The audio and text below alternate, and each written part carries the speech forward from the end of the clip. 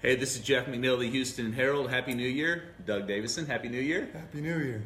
Another year's in the books, and so we thought we'd take this time this morning to talk about the year in review. And Doug, it's always interesting when 12 months of time and news and stories wrap up. It's always interesting to see what were the most read stories of the year. And again, it's another pretty interesting list that's in this week's paper, isn't it? It is, and it's always fun to look back and say, wow, that was last year? Sometimes it just runs together. Right. We always find it pretty interesting to see what news people are consuming the most here in our community. It never does dictate the decisions about what we run or what we cover, but it is always interesting that when we have something that is a death or an interesting crime, you can just always guarantee it's going to be in the top 10. And you can always measure that online.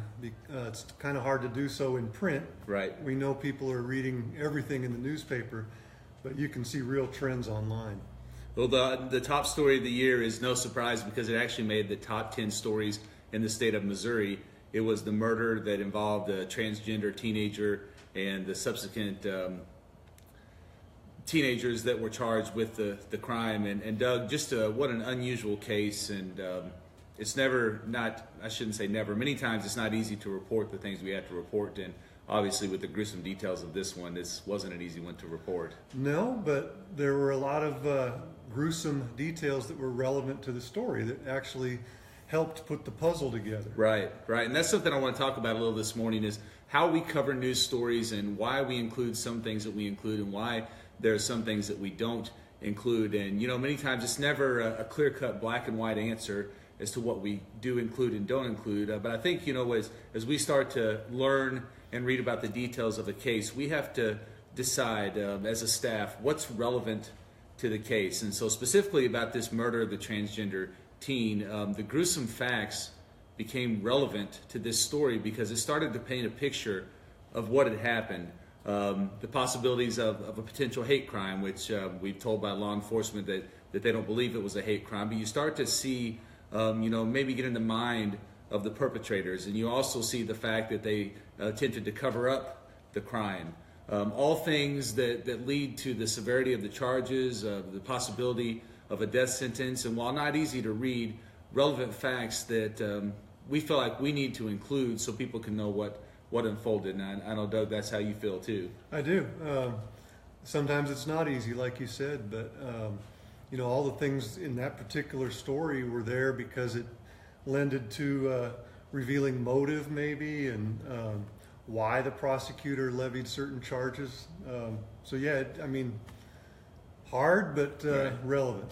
This case was particularly interesting because it later came out that the family did not know some of the details and read about those details in the media. And that is something that we as journalists oftentimes are thinking about and are trying to be considerate about is what does the family know? Do they find out before it's printed in the media? And in a perfect world, the family would never find out from us. Right. But unfortunately, sometimes based on the internet and the way news travels, sometimes it does happen that way. And certainly, again, not the preference that we have here. No. And as somebody said, in a perfect world, we wouldn't have to report on such a right. thing. But, we don't intentionally do something like that, but in just the course of time, it's going to happen here and there. And I know with this case, the family, we were told, or we found out later, that the family didn't know many of the details of the crime, that law enforcement had not told them. And, just to set the record straight as to how that unfolded, from our end, we did not find out about the crime through law enforcement. We found out about it online through CaseNet. So there was no communication with the newspaper as to what had happened and what was being withheld from the family. Many times we work alongside law enforcement agencies, officials, when they ask for us not to report something that doesn't compromise the story or the facts, but maybe some details that they ask that we withhold to protect a case or to protect certain people. We do that regularly. Absolutely. And I think in this case, had we known what we were dealing with and what law enforcement was requesting of us, man, we're always glad to work alongside them. Definitely. We think it's in our best interest to do that kind of thing, to work with law enforcement in those kind of instances. And again, we don't intentionally ever release anything that they don't want released. Right. If you want to put it that way.